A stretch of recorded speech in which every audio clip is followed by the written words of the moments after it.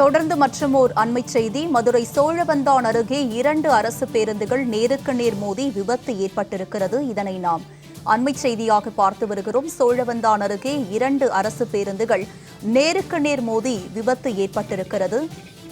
மதுரை சோழவந்தான் அருகே 2 அரசு பேருந்துகள் நேருக்கு நேராக மோதி விபத்து ஏற்பட்டிருக்கிறது. விபத்தில் 10க்கும் மேற்பட்டோர் காயமடைந்து மருத்துவமனையில் அனுமதிக்கப்பட்டிருக்கிறார்கள். செல்போன் பேசியபடி பேருந்து ஓட்டியதன் விபரீதம் என்று தகவல் வெளியாகி இருக்கிறது.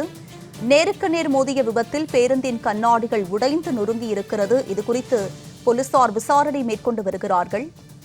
மதுரையை நோக்கி சென்ற பேருந்தின் ஓட்டுநர் செல்போன் பேசிக்கொண்டே பேருந்தை இயக்கியதால் விபத்து ஏற்பட்டதாக தகவல் வெளியாகி இருக்கிறது. இதனை நாம் அண்மைச் செய்தியாக பார்த்து வருகிறோம். மதுரை சோழவந்தான் அருகே 2 அரசு பேருந்துகள் நேருக்கு நேர் மோதி விபத்து ஏற்பட்டிருக்கிறது. இது பற்றிய கூடுதல் விவரங்களோடு இணைகிறார் எமது செய்தியாளர் அக்னீஸ்வரன். அவரிடம் விவரங்களை கேட்டு பெறலாம்.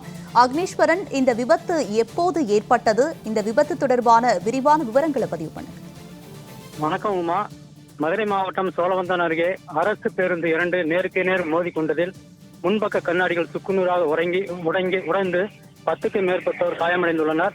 இதுகுறித்து பொதுமக்கள் கூறுகையில், மதுரை பெரியார் பேருந்து நிலையத்திலிருந்து கருப்பட்டி சென்ற 63ஆம் நம்பர் பேருந்தும், கருப்பட்டியிலிருந்து பெரியார் பேருந்து நிலையத்திற்கு சென்ற 29K என்ற எண் கொண்ட பேருந்தும் கருப்பட்டி அருகே அடிபட்டி முனியாண்டி கோயில் எனும் இடத்தில் நேருக்கு நேர் மோதி கொண்டதில் 10க்கும் மேற்பட்டோர் காயப்பட்டுள்ளனர்.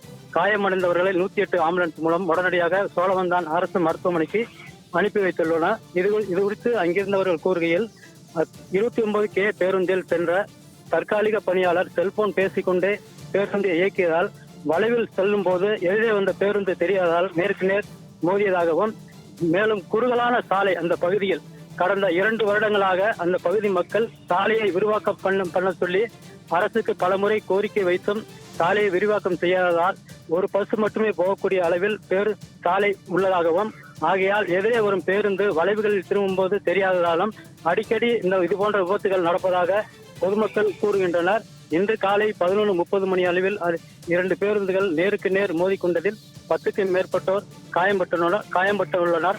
காயம்பட்டவர்கள் சோழவந்தான் அரசு மருத்துவமனையில் சிகிச்சைக்காக அனுமதிக்கப்பட்டுள்ளனர். உமா, உங்களுடைய விரிவான விவரங்களுக்கு நன்றி அக்னீஸ்வரன்.